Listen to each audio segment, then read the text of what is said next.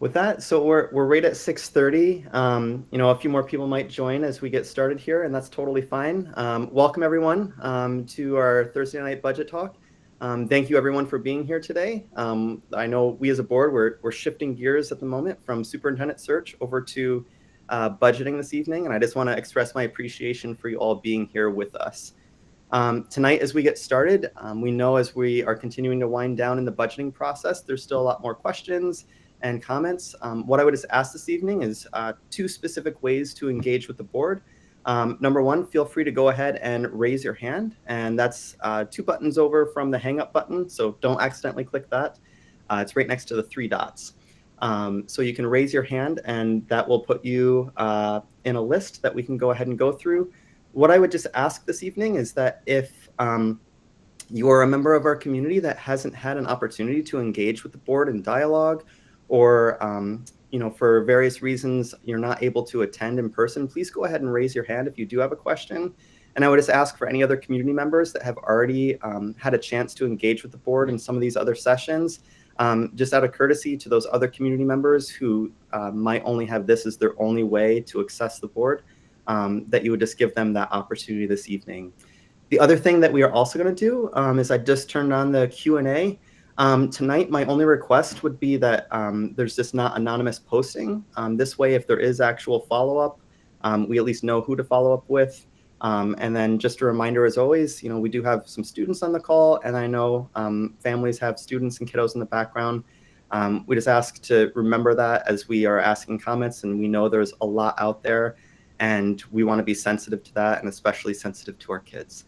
I appreciate everyone again for being here tonight. I do see a couple hands raised, and I don't see anything in the Q&A yet. And then if you do have any difficulty accessing the Q&A, feel free to raise your hand, or again, you can also email the board if you're not able to get something into there.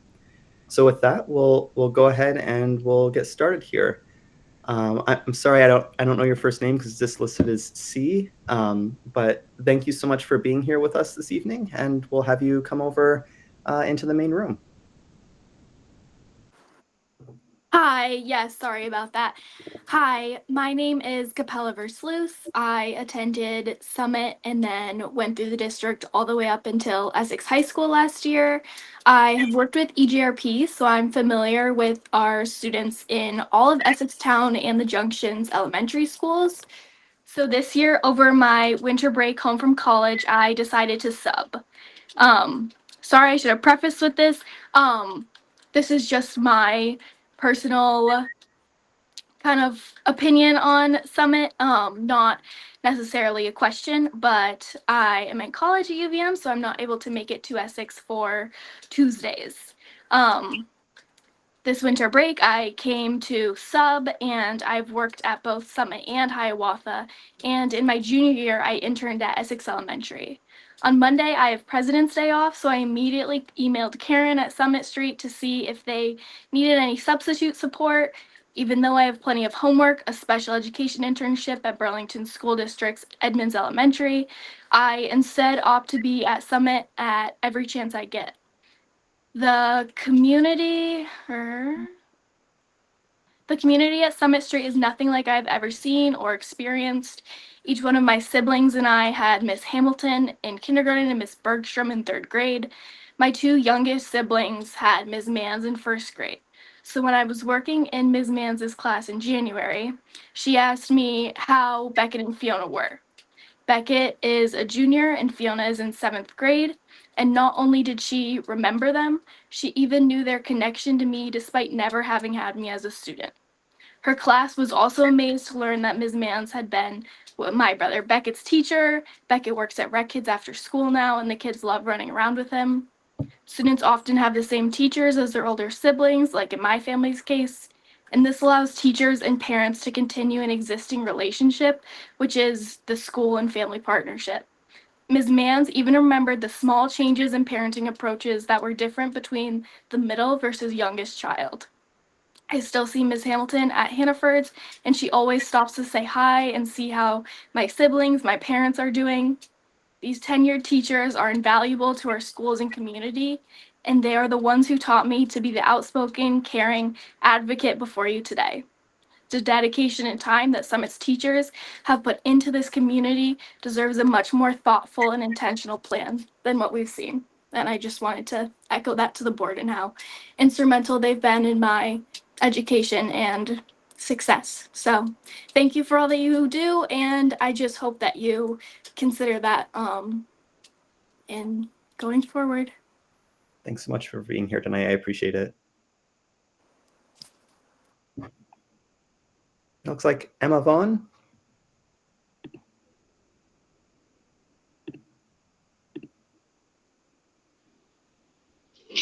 Hi, everyone. Can you hear me? Hey, thanks for joining us. Yep, we can hear you.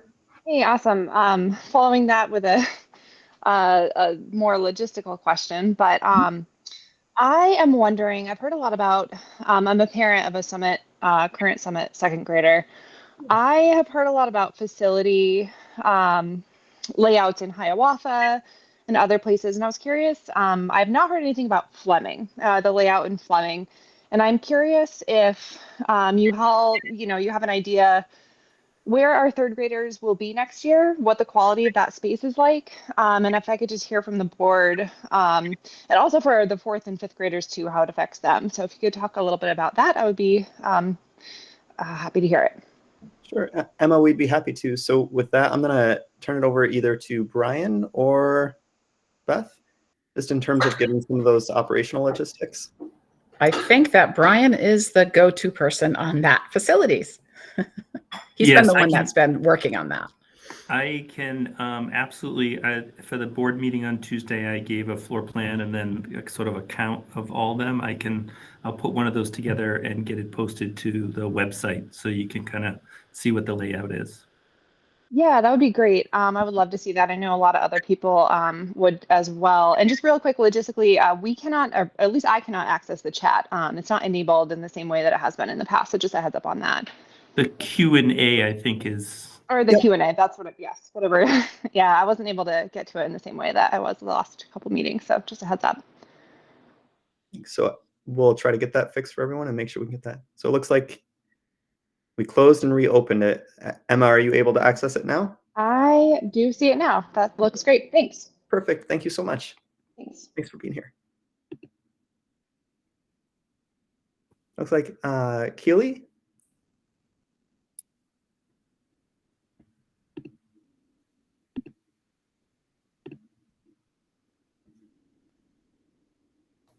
Hey, good evening. Thanks for joining us. It's been a while since I dropped into a board meeting, probably 5 years or something at this point. But good to see all of you who I haven't seen recently, which is everyone but Dylan.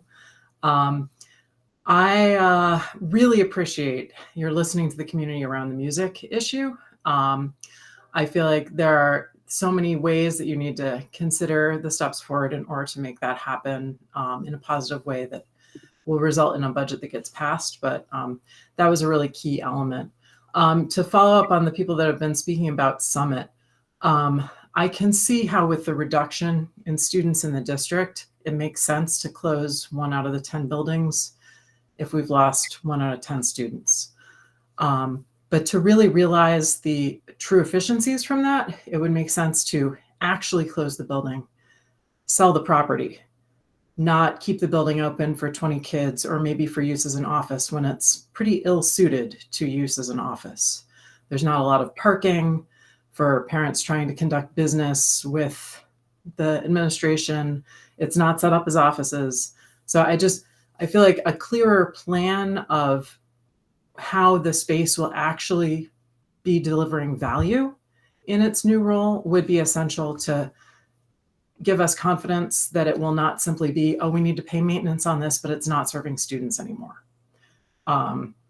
And sometimes there are cool new ideas, but they aren't thought through enough. And it would be really sad for people to lose that feeling of community of their school, and then for it also to be a headache from a financial perspective. So I know that's not something that people can come up with at the drop of a hat, but I would hope that it is something that would be come up with before it's a finalized decision. No, I definitely appreciate that. And I know, Brian, if you wouldn't mind, if I could turn it over to you to give kind of the process of like what it would take for any building in the district in terms of actually selling it. Like there's a kind of a multi-step and almost a multiple year process with that between voting and then physical sale and so forth. Would you mind giving a little bit of detail to that one? Sure. Hey, Kaylee, how are you? Nice to see you. You know, there are a number of options that are completely in the control of the district. However, the sale of a school building is one that requires a community vote. And then there's also some logistics that go into what funding had gone into the construction or renovation of it. And that was pretty significantly renovated at a time when there was school construction aid.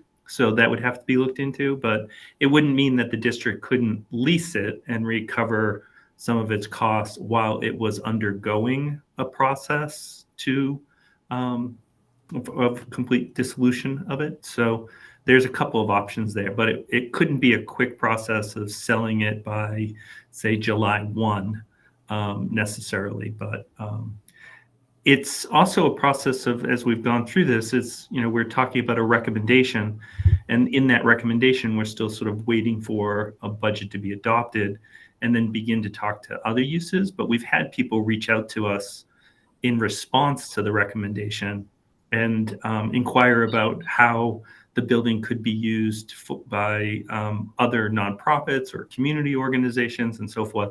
No one's going to approach us with ideas of how to really leverage Summit for the purposes of the community while we're operating it as a school. But we can see that that the community has begun to think and reach out as far as what could be possible.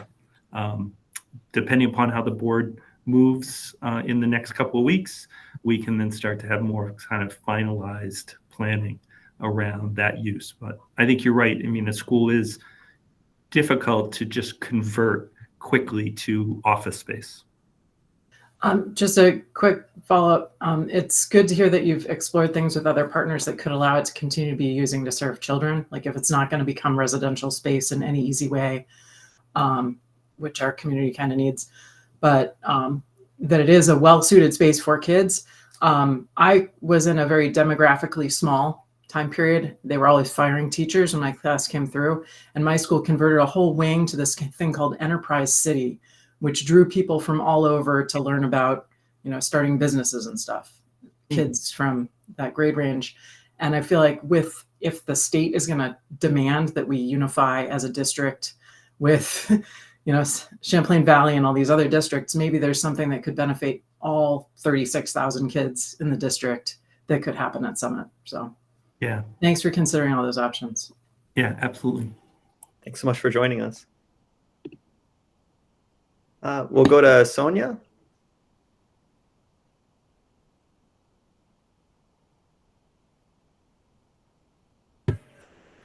Hello. Hi, Sonia. Hey, thanks for joining. Thank you for having me, and I really appreciate this time because I can't make the Tuesday meetings as I said last week. Sorry. So as a parent and community member, I am deeply invested in the success of our children and future generations, especially those who lack a voice in the decisions impacting our district schools. My child has thrived at Hiawatha thanks to its nurturing environment. Their emotional stability and love for learning stem from their pre-K experience, which has been critical to their development. I'm concerned about the proposal to co-locate pre-K at Essex Elementary, a school with no wait list, unlike the programs in the Junction, which do. This move could further disadvantage our youngest learners and their families. A 3 pre-K model with added modular spaces at Hiawatha would ensure equity, maintain alignment between pre-K and kindergarten, and control class sizes. As the only elementary school in the junction under this new proposal, Hiawatha should not be the only elementary school in the district without an on-site pre-K program. Modular spaces are also, per your numbers, more cost efficient than universal pre-K transportation. While I see the benefits of merging Summit Street School with Hiawatha, like fostering new relationships, I'm concerned about the significant sacrifices being asked of the Junction families. Losing Summit Street School and altering Hiawatha's grade structure moves us further from the proven benefits of a pre-K to 5 model, which research shows supports smoother transition, stability, and better outcomes for students. I urge the board to include pre-K in the modular expansion at Hiawatha, aligning it with the rest of the district. This small concession would honor the Junction's sacrifices and strengthen our inclusive Essex Westford School District community. Thank you. Much, Sonia, and thank you for joining us. I know getting to a meeting with a little one, so I appreciate you being here tonight, definitely. Dylan, I guess one question is, could you, I think one of the things that might have been a question there, Sonia, was just around the lottery at EES. Is there any, I think in there, you said no wait list at EES, but Dylan. Yeah, what I can say is I tried to express this the other night. Our wait list varies year to year, and it's not entirely predictable. So one of the reasons we added a third classroom in Essex Town a couple of years ago was because we had a significant wait list. And then, this year we happened to not. But co-locating would allow us to be more efficient with our wait list and also distribute and have balanced classrooms. And that's a significant benefit. But, the wait list, just because there's not a wait list this year doesn't mean there wouldn't be one next year. So I think that isn't really driving our decision as much as the efficiencies and the benefits related to co-location. Right, the benefits to the budget, correct? I mean, there's certainly some efficiencies related to the budget in the context of what we're trying to do with a level funded budget, but there are also benefits in regards to staff collaboration, balanced classrooms, licenses, managing the dual license that we need to, travel for staff and efficiency of staff, as well as developing a community of learners amongst several pre-K classrooms. So I'd be happy to connect with you offline if you want one-on-one to kind of flesh it out in more detail, but there are some significant benefits for co-location outside of the budget. And it is something we've been discussing as a possibility even prior to this year where we were looking for savings. Yeah, that would be great if we could connect outside of this. I would appreciate that just because, I have seen the benefits of it with my child specifically. I'm sure there's benefits to the other as well, but I really for me, I really support keeping it in the communities. And I feel like if we're already sacrificing Summit Street and our bigger, we're no longer going to have third grade, we're sacrificing that too. To no longer having it in the community is a huge hit.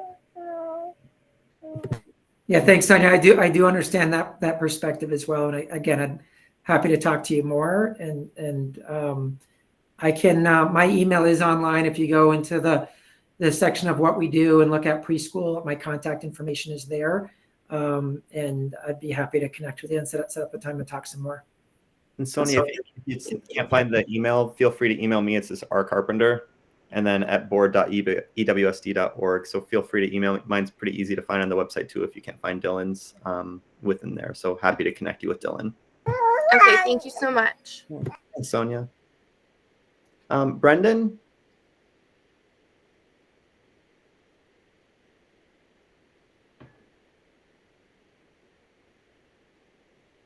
Hey, Brendan, thanks for being here tonight. Hey, how are you? Hey.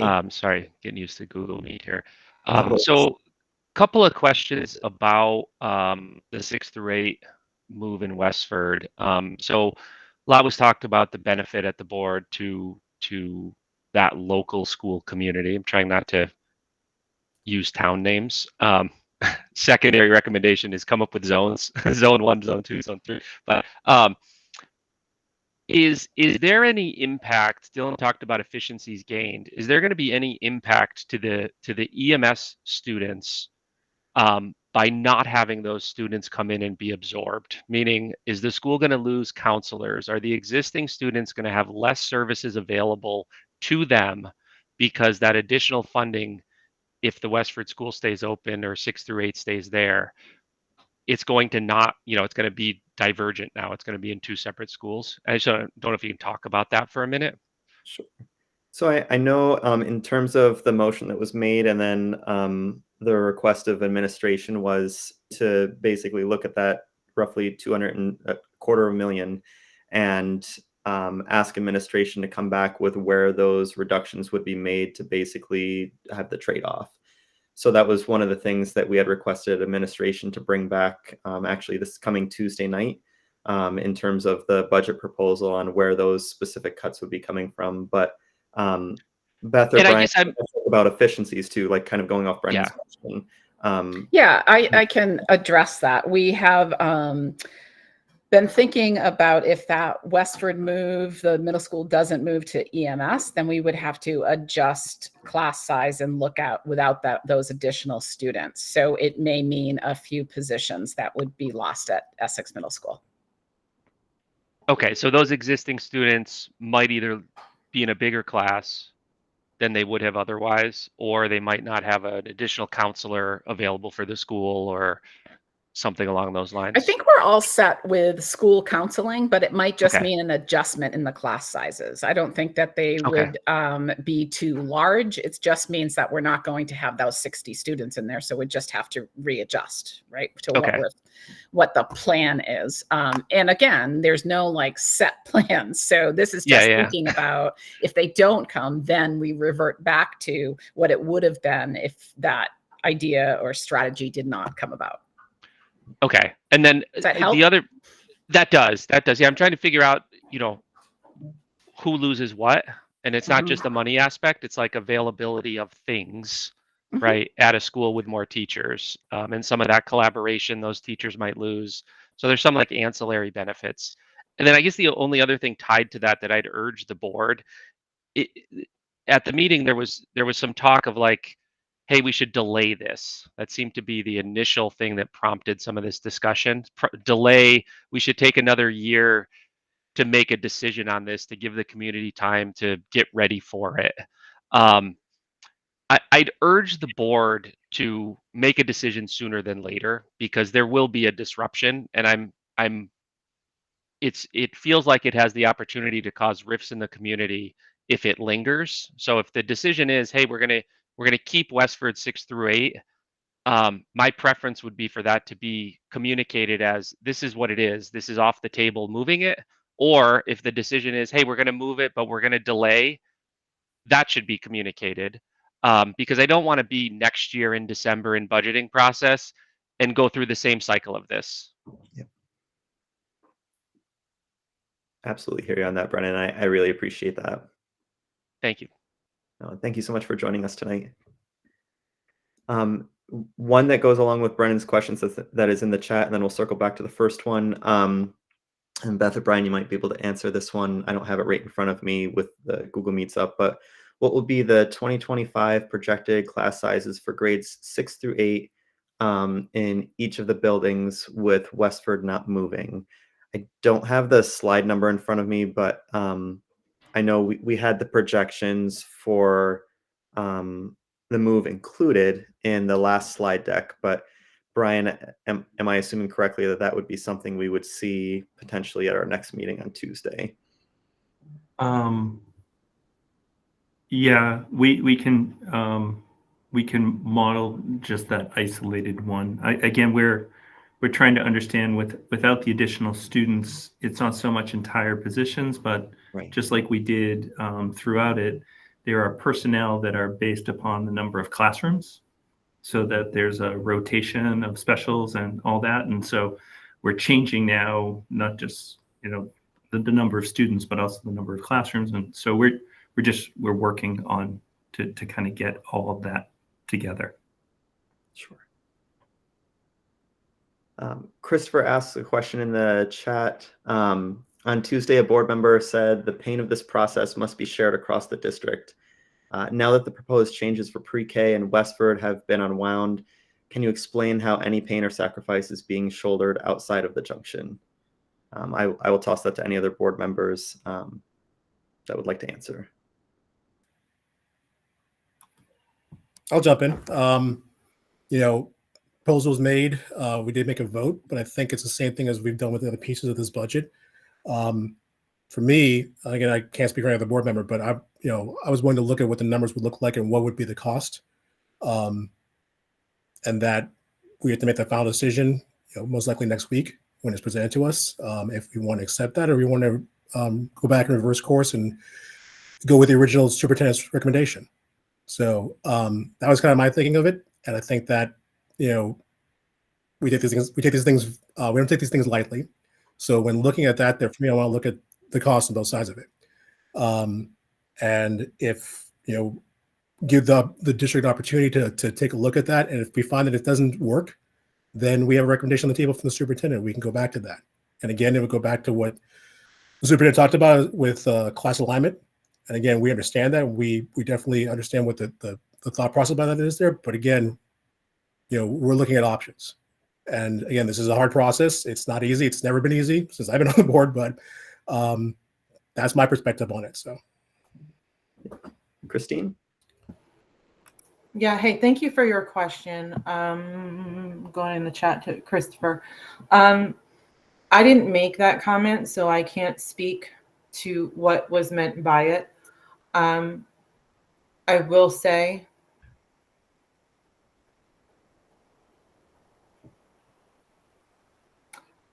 can you tell I'm choosing my words? I will say I think the narrative of shared pain is not the most accurate representation. The vote that was made was not out of pain. It wasn't made to inflict harm. And I can only speak for my expertise, my experience, my thought process, that I consider a lot of factors in making a decision. It was not a rash decision. And it certainly wasn't made from me to inflict pain. In fact, I made that decision to alleviate potential harm. And I think the narrative should be around shared goals, shared sacrifice, shared discomfort, knowing that we are one district and we should be moving forward as one district, and preventing harm and protecting kids in every school, in every community. So the conversation around Westford and how to protect kids in this plan, Westford Kids in Plan, that's one piece. Another piece is how do we protect kids in the junction? That is a conversation I am willing and wanting to have that was not had at the table, but that doesn't mean that that conversation isn't warranted or necessary. So I see those as two distinct things. We're not looking for pain.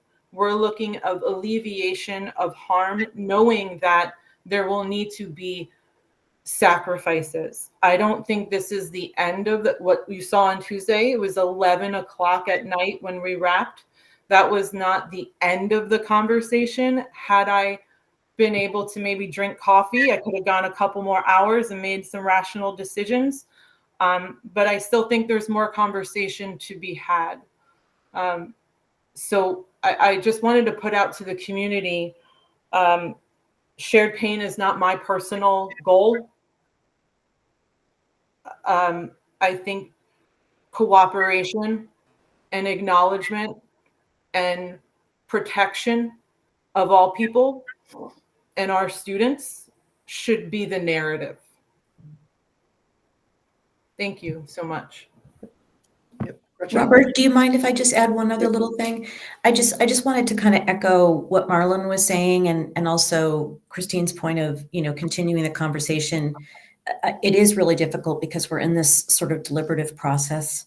And, I think one of the biggest challenges of this very difficult process is that the challenge before us, we're kind of having to go back and forth a little bit and examine some things. And this is where, the administration has been so supportive and really having to kind of help us with gathering some information. And I know that is extremely difficult to absorb as that process goes through.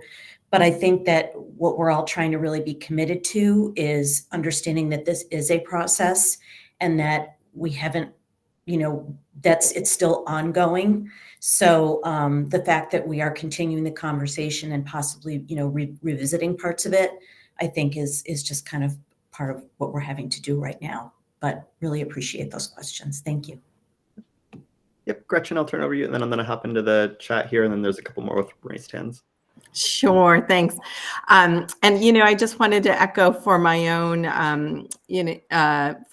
thoughts on that evening, and on, I think it is extremely difficult anytime that we are looking at dealing with money and dealing with people, right? That's a really hard thing to do. And I really see it as all of our jobs on the board when it comes to budget. It's our role and our job to look at every avenue and take the money that we have in front of us and do with it the best we can with the educating of children. And so I think to that end, it's our obligation to explore every avenue that we have and ask all the questions that the community and we might have before we determine this is a good plan and decide, yes, I vote, yes, I'm pushing this best plan that we have found out to the community for a vote. And I believe that's what we're doing. And there's a question in the Q&A that I think this is right along the same line of this conversation, and then I'll go back into the hands raised. Sarah asks, I was looking for clarity because I'm pretty new to how this state and district is run. For board votes, if it's a unanimous vote, is it set in stone and unchangeable? And if it's not unanimous, can the board come back and revisit those motions? So really, the trick with budget season and what you've kind of seen, and I think Gretchen alluded to, and Aaron as well, is that over the course of the budget season, as you've seen, the board has been making different amendments through motions to the superintendent's proposal.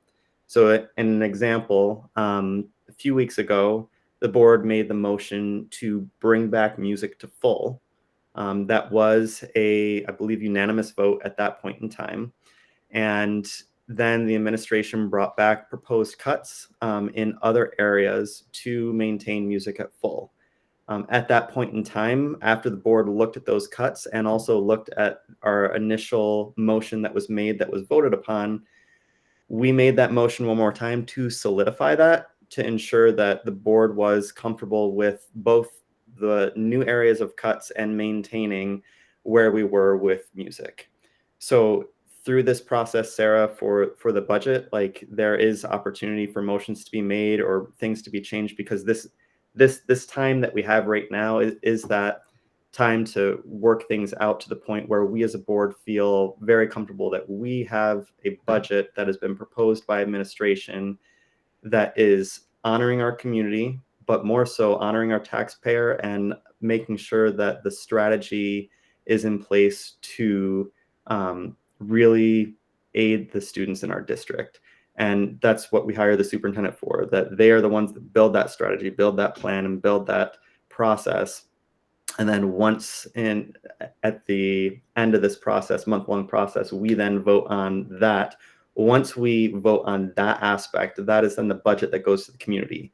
There is no change that we make at that point in time, because that's then what's voted upon by the community. And purpose for that is why we can't change it anymore, is because that's what's going to the voters. It has to be printed out, has to be mailed out, and so forth. And it's kind of hard to change it the day before or something, then have it all reprinted out and mailed out and so forth. So hopefully that clarifies just how this motions work. And I'll just admit, for the community and frankly for the staff, it's whiplash. It is a lot of whiplash through this process. And I think as a board, we want to make sure that we are really cognizant of that, because as we're making these changes or getting feedback and making changes, it's hours of work for then administration and staff and principals and building administrators to figure out how do we rework this, and then come back. And then it's kind of this back and forth ping pong ball over a number of weeks, to the point where we finally decide this is the final proposed budget and this is what we put forward. So I just want to say, given all of that, that is why I really appreciate the community sticking with us through this, because it is a lot of back and forth. It's a lot of figuring things out. And to the community, it might seem like, well, it was this way this week, but it's this way. It's because we're working through this process until it is final. Then it's easier to know this is what it is moving forward. So hopefully that answers that question. With that, I'll move over to Brielle. You're in the queue here, so we'll move you on over to the main section. Hey, Brielle, thanks for joining us tonight.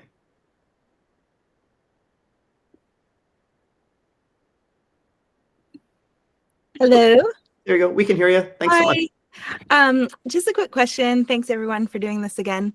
I just want to have some answers around when we think of like bringing Westford Middle School back on board as a proposal, and that affects roughly 60 children.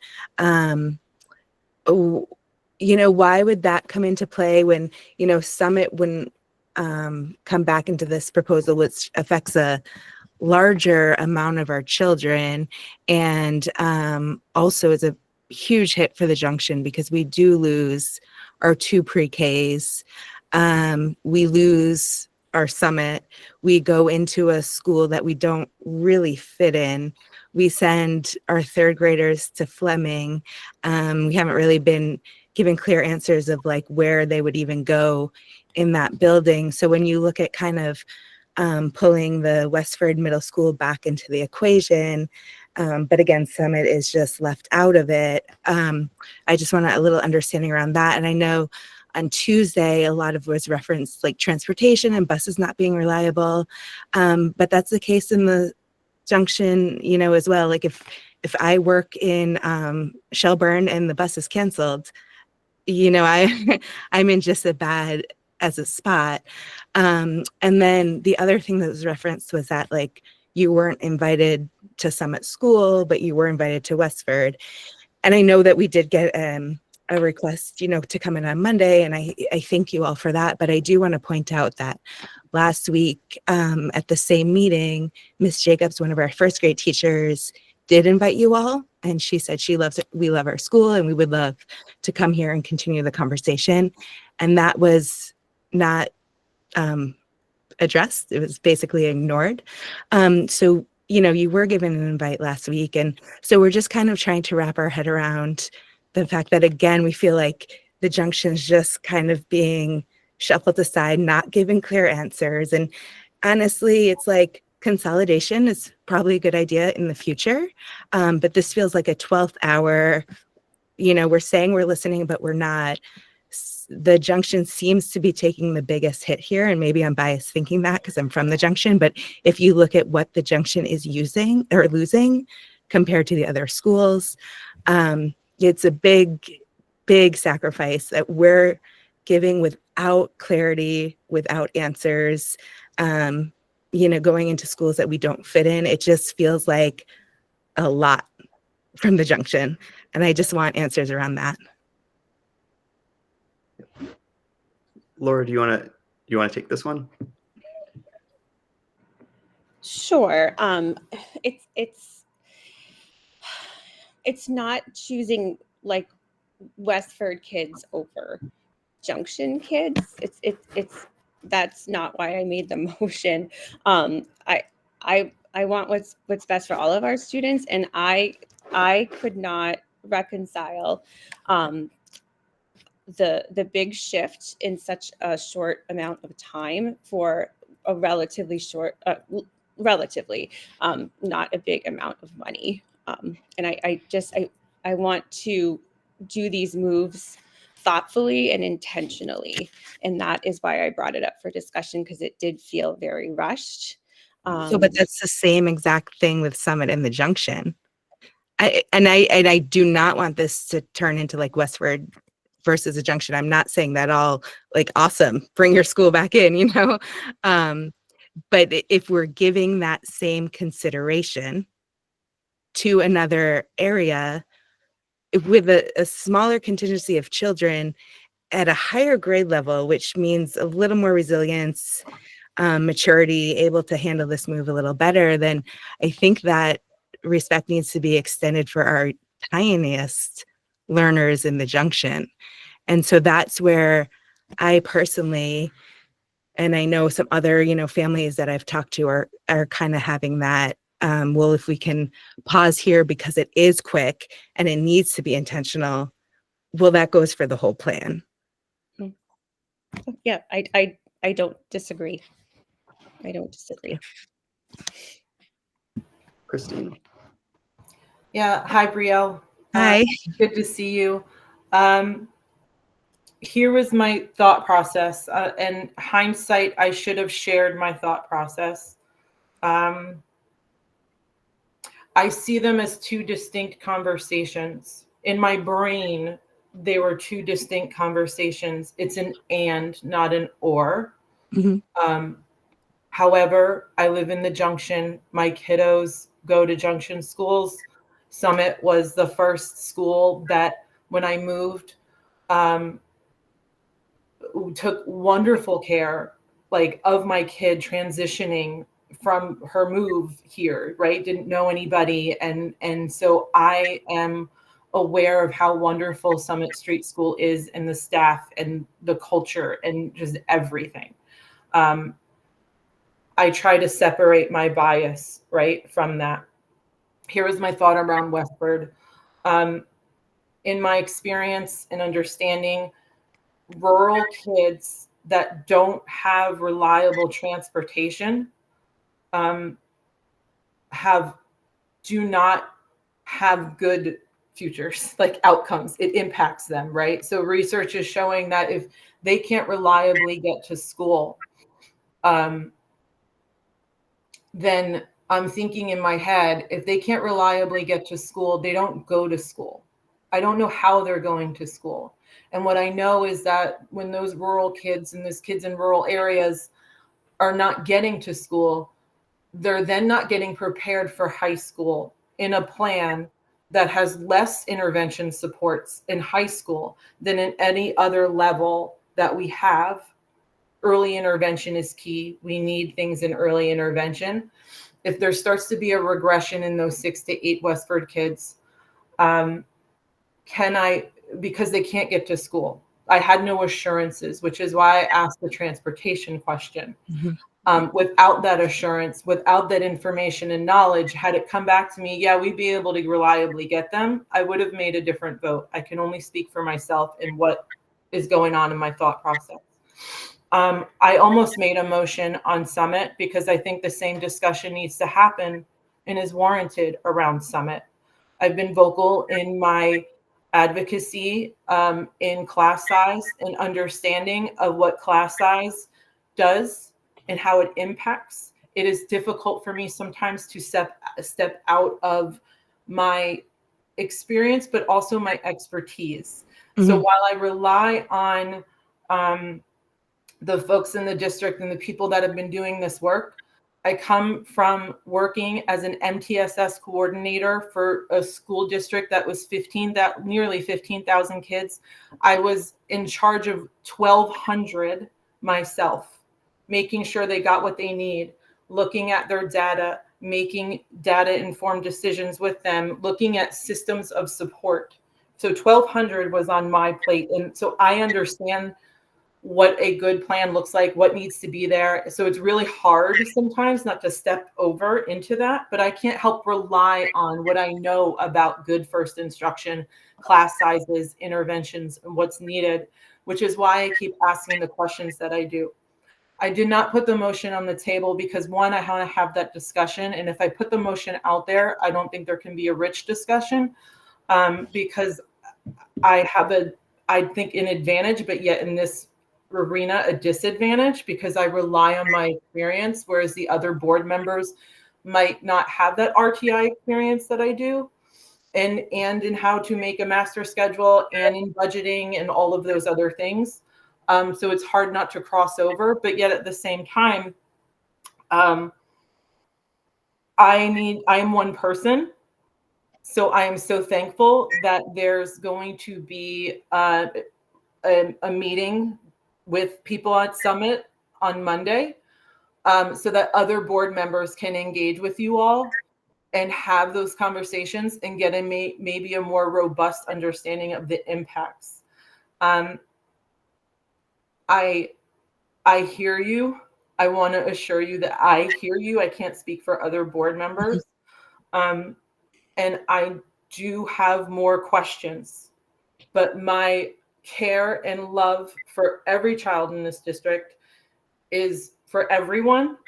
And my care and thought and intention around Westford kids is an and, it is not an or. Kids in the Junction are on my mind constantly. I'm constantly, and my work is not done. So thank you for bringing this up and giving me the opportunity to clarify that. Well, thank you. And I appreciate you. And listening to your background, I've enjoyed actually listening to your questions. They're very pointed and very specific. And I think coming from your background is of utmost importance. So I appreciate everything you've been giving or bringing to the table. Thank you.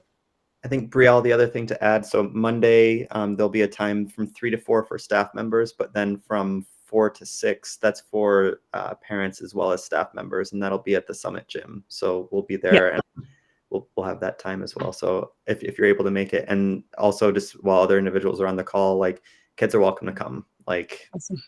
I might have one toter along with me, depending if I can get childcare. So we will make it happen though. Thank you. Yep. Thanks, Brielle. Marlon and Gretchen, do you mind if I just go on to Nicole just to get her question in and then circle back? Okay, thank you. Absolutely. Could I just say I'd be happy if anybody wanted to know my thinking, to have them reach out to me at any point. That's a discussion I would welcome. So yeah, absolutely. Thanks, Gretchen. Yeah. Nicole?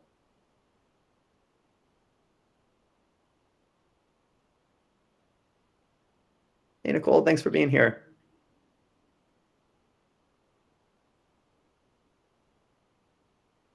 Oh, sorry, I think you're on mute.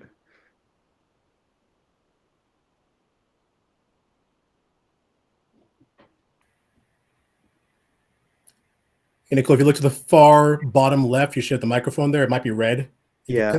Click on that up, and we just lost you. Oh, she must have hit the red button, the red hang up button, I think. Maybe. We'll give her a second to come back. So, Jacob, go ahead.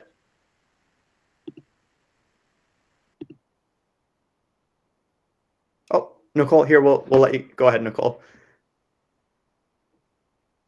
Oh, sorry, we still can't have any audio from you.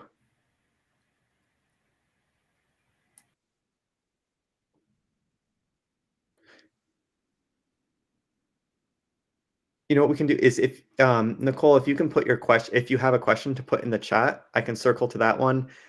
If not, the other thing is up in the top corner. Sometimes there's a little like camera button in the browser. If you click that, it gives you options to change your audio settings to allow you to access your mic.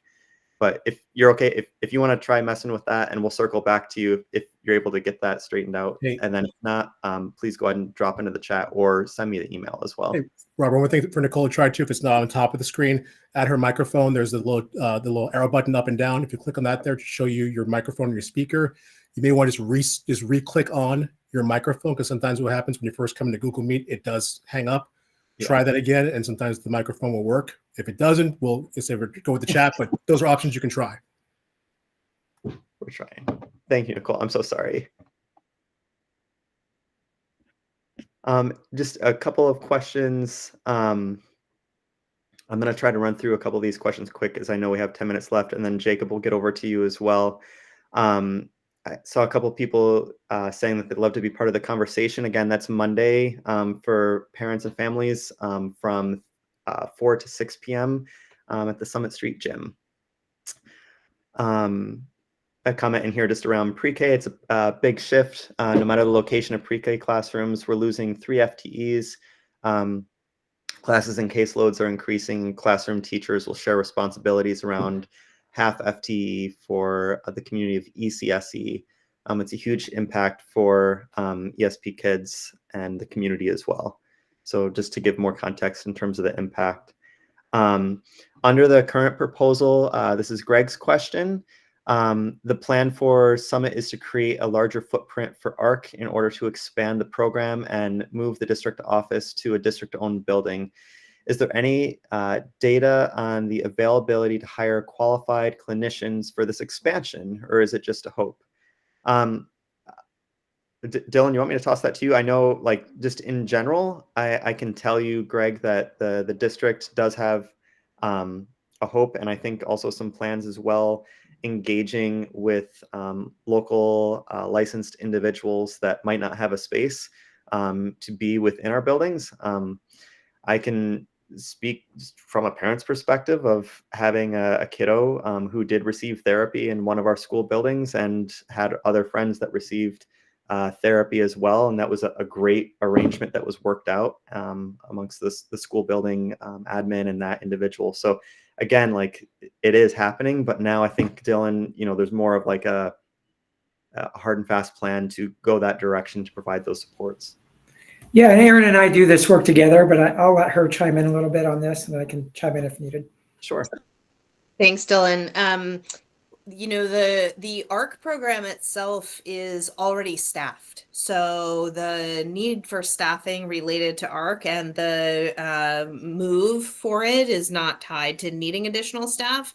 The idea of bringing in more therapists available and providing them space to have their therapy practices within our district would be across our schools. It wouldn't necessarily be tied to ARC, and it wouldn't necessarily be tied to the Summit Street space. It would be in the high school, and it would be in our middle schools and in some of our elementary schools. Ideally, we would love to find an entity that might like to lift up a therapy practice of around 8 or 9 therapists in the district. We're working on trying to figure that out, trying to find some partners to be able to do that, but it isn't tied to the Summit Street space. Thanks, Erin. There's a question here. Essex and students in Essex Town have rural locations and rely on buses as well. If they don't have a bus ride, they will also not attend school. Westford might have longer bus rides, but both communities rely upon buses. Why is transportation being considered for Westford but not Essex Town? As an Essex Town resident, I do know that there is busing in Essex Town, but Brian, is there anything that you want to add to that one? I don't know if there's any update or anything you want to add to that. I don't have any update now. Okay. Christine, do you know? Yeah, again, it's 10 miles, so there's no way they could walk. I get that Essex is also kind of in that, depending on where you live and where, because the zoning, right? Like, you could be closer to one school, even though, anyway. I'm relying on the information that the district provides to me, and without information that says we haven't had that problem, to not bring it, like, without the information that talks about the reliability of Westford in particular. The motion was about Westford, so therefore the topic is around Westford. Again, it's not that that's not an issue for Essex.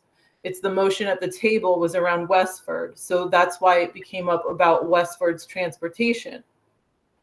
If the motion was around Essex, then I would be asking questions about how it impacts the people in Essex. So it's not an or, it's the topic of what it is, the motion on the table, and the questions and the impacts that surround the motion that's on the table.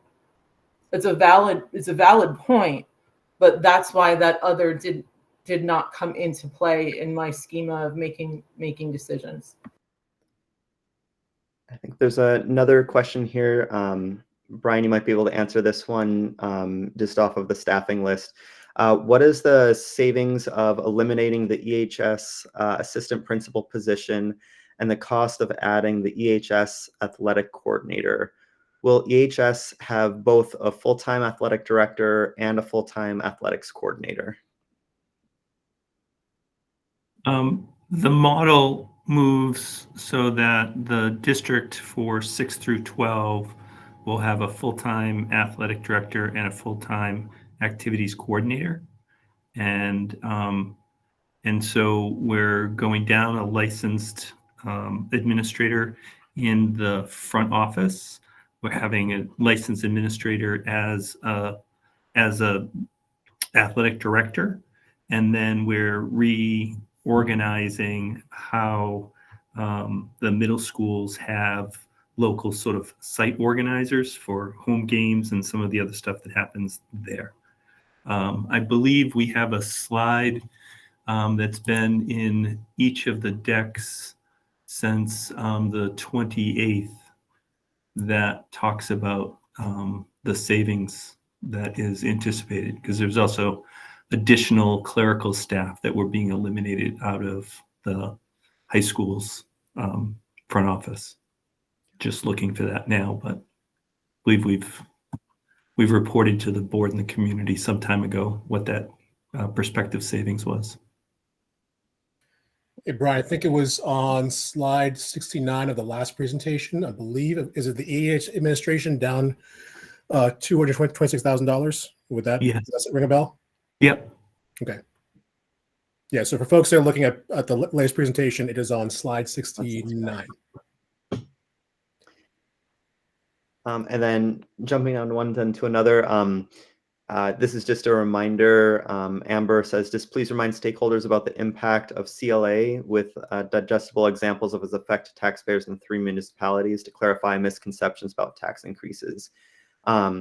With that, I know Brian is going to be bringing, again, like it's usually in our deck, and I know we've been skipping over it, but as we have a better idea of what's coming down from the state with the yield, that will help us inform what is the actual tax rate. But I know once we have an approved budget, that is something that we put in our overall budget packet to individuals to see, like, you know, if it's a $250,000 house or a $400,000 house, like how, like some of those examples I know we've presented each year. Another thing in terms of consideration for the junction, if we agree consolidation is needed, does it have to happen this year on this scale? Could we leave Summit and Westford as is for now to address some of the shifts discussed and come together to make a collaborative consolidation plan in years to come? I'm just going to keep reading through just so we can get some of these. Will an email go out for the Monday Summit Street meeting, or will it go out to Hiawatha families as well, or is it just for Summit Street families? So Sonia, you are welcome to come. I do know, like, it's specific for the Summit Street families just because that is something that directly impacts them, and we wanted to be able to meet in their space to have that conversation, but anyone is welcome as well. But we really want to give that time to our Summit Street families and staff. And then Brielle with the same question. And then, so the question is, why is the board not addressing the large class sizes projected in 2025 in grades 3 through 5? I'm particularly concerned about 5th in Fleming. That's starting one below the maximum outlined in the district. And I think that Brian or Beth, I think last week that was one of the trade-offs, I believe, in the look, but that is something that the board could take a look at, because I know we'll see all the aspects of that in terms of class sizes and also just impact within those different class sizes in each school. So that is something that the board could entertain. Can I just chime in Sure. there for just Yeah. a moment? That was a trade-off in our last conversation with the board to show that could happen. We have worked very closely with the principal at Fleming and is confident that needs will be met with the students, for the students, and has assured us that that would happen, and felt better about the larger class size than having a teacher that floats or a co-teacher there. And I'm sure he would be willing to answer any questions or emails about that. He's been great support for that. Jemima, do you want to go? And then I just want to give time to Jacob too, so he can ask his question. I'll be very quick. I just want to step back for 1 second and remind everyone of the situation that we're in this year. Last year, taxes went up a lot. They're going to go up again this year as well, based on property taxes and CLA and all these things. No matter what we do with the school, we're asking for $0 increase, level funding. That's why it's so tough this year, because we're forced to cut a lot of money because people cannot pay double-digit tax increases year after year after year. We're really trying to be sensitive to the community's needs. We don't want to cut anything. It would be great if we could have fewer kids, more music, more art, more everything. But the reality here is that people cannot afford to pay another double-digit tax increase. And we are making painful cuts as fairly and as comprehensively and as delicately as we can. And I just really hope that everybody understands that it is not personal. We're not out to get any one town or one community. We're just literally trying to maintain high quality education. And it's great that we can have discussions like this as a community, and that we can discuss, hey, can we do this? Can we add this person? Can we take this away? Thank you for engaging with this. Sorry that was so fast. No, thank you, Jemima. And like that is like perfectly point on in terms of like that is why it is much more anxiety ridden this year with the budget season, because it is like $6 million from our budget is not a small amount. And then especially when you look at over 80% of our budget is staffing and benefits, and then the pressures of lost revenue in terms of the state. And I know Heather and Brian do a great job of showing like what we've lost in terms of revenue that is coming in. Jacob, I want to give you a second as well here to be able to ask a question.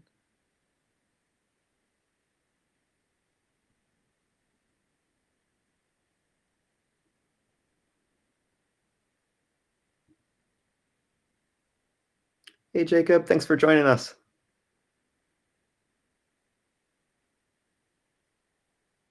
So can you hear me? Yep, we can hear you. I was wondering why the board chose to not listen to the superintendent's guidance about Westford. The superintendent said that the change moving Westford to EMS, the middle school, would increase instructional and social and extracurricular opportunities for Westford students. And that has been something the Westford community has been complaining about. So I'm wondering why that recommendation was ignored.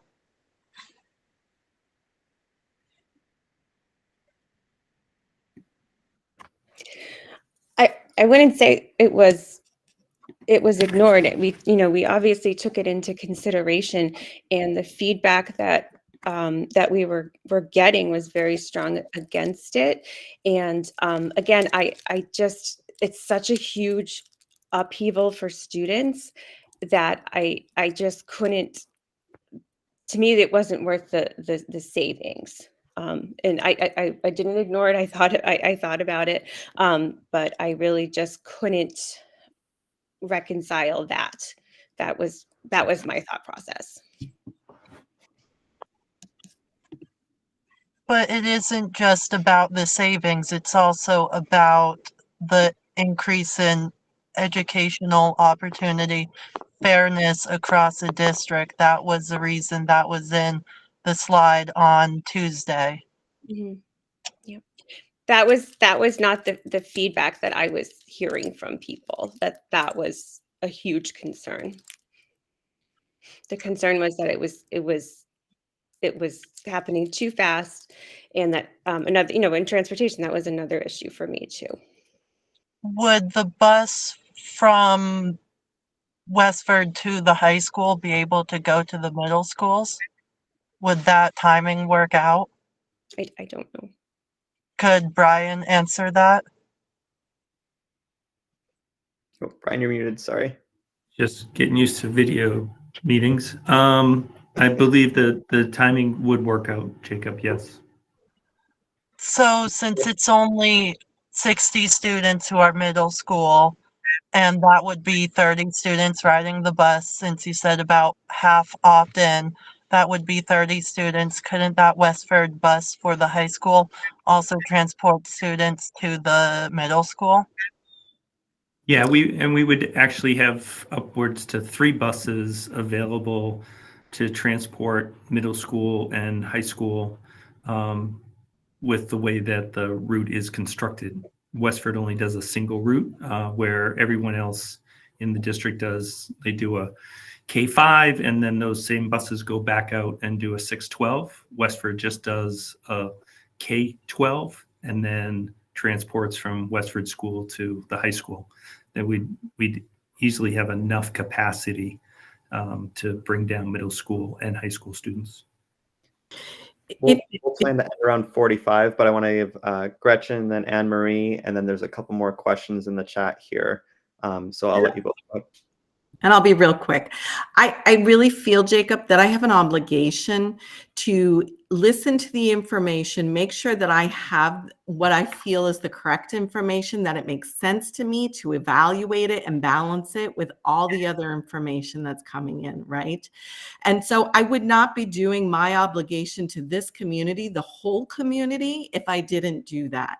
And so that's a really normal part. And it's so unfortunate that we are in February 13th having to do this storming process right now with the information. Ideally, we'd be doing this back in January, right? So that the community could see us going through all of this, evaluating, balancing, looking at the trade-offs, right? It's unfortunate we're here right now, right? But I can't, in good faith, simply do what is presented in front of me without thinking about it, without evaluating it, without looking at it. And at the end of the day, we very well may say the budget we put out looks different than what we're talking about today, right? But that's my obligation. Anne Marie? I think I just, I would second what everybody said here. And I just wanted to reiterate that I don't look at it as ignoring what the superintendent put out. I do think that some of these changes would be great for the students. I've heard some parents say that, some parents don't agree.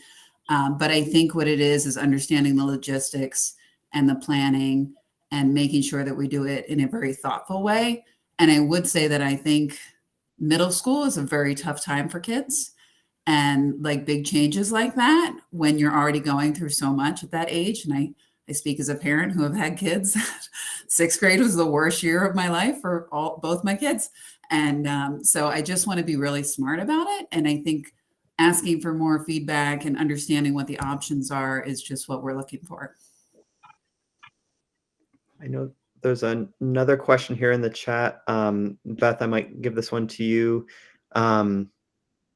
The question is, with the consolidation plan that we have seen increases in the class sizes at K5 level across the district, have we looked at reducing more Essex High School?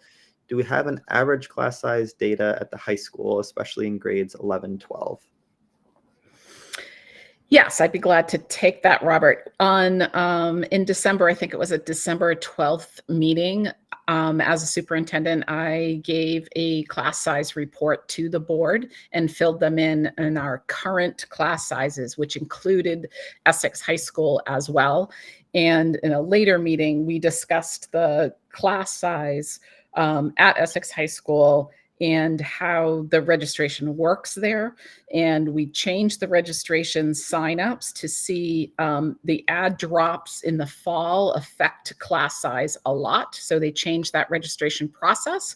I hear tidbits of it going well, and they're getting more focused on that and actually how many would be in a class. So I think that will help align it. But we did look at that. And if you look back at those meetings, you'll be able to see the discussion happen with the board. Thanks for the question. Sam, go ahead. Super quick. I just want to give some context for this, like a real example, if that helps people understand it, because it's a really complicated system at the high school. I'm in a class right now. It's all seniors. And when it was originally run, like when people signed up for it, it was like a super normal class size, and then a bunch of people dropped because they're seniors and it's second semester and they don't want to take an extra class. And so now it's a class that's like 12 people. So that's something that happens a lot. So that's just like a real life example, if that helps people understand the nuance of it. It's not like the numbers aren't static throughout the year because people drop classes as they get, burnt out at the end of their senior year and they're like, I don't want to take that class anymore. So yeah, that helps at all.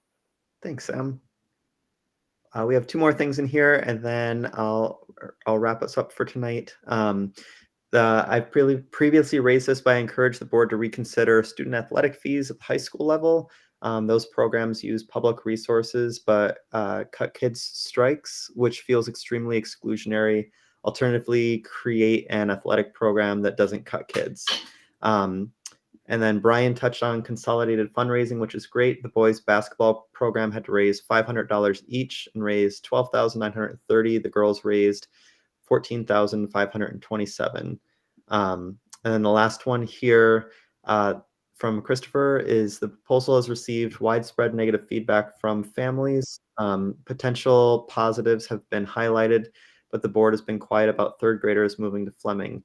Does anyone on the board believe this benefits students or is purely budgetary? Is there any upside for our kids? And I'll be honest, so Christopher, I'll be at the meeting at Summit on Monday, and I can try to dig up some more information and dig into the potential upside and benefits and bring some of that with me as well. I'm happy to do that just given the time this evening. But Brian, go ahead. Yeah, I just wanted to mention that I did just post the Fleming floor plan with the classroom count, so that's there.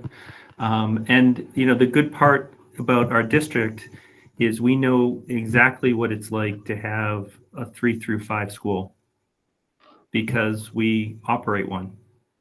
And so we know those transitions. We have colleagues that can work across. And whenever we have a student going from one of our EWSD schools to another one, there should be no question about the love and the care that student's going to receive.